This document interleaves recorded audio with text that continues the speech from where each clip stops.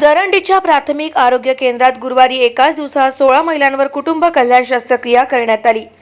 तालुक्यातील हे एकमेव प्राथमिक आरोग्य केंद्र असून तेथे दर आठवड्याला कुटुंब कल्याण शस्त्रक्रिया शिबिर होत असल्याची माहिती तालुका आरोग्य अधिकारी डॉक्टर गीतेश चावडा यांनी दिली।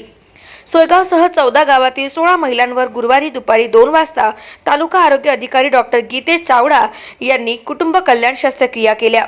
दरम्यान यावेळी वैद्यकीय अधिकारी डॉक्टर स्नेहल वारंगणे, वैद्यकीय अधिकारी डॉक्टर विशाखा डुकरे, हिरामण दुधे, अविनाश जागरूक, विकास लहाने, आरोग्य सहायिका संगीता शिरसाट, आरोग्य सेवक श्रीराम चव्हाण, ईश्वर निकम, सागर घायवट आदींसह आरोग्य कर्मचाऱ्यांनी पुढाकार घेतला।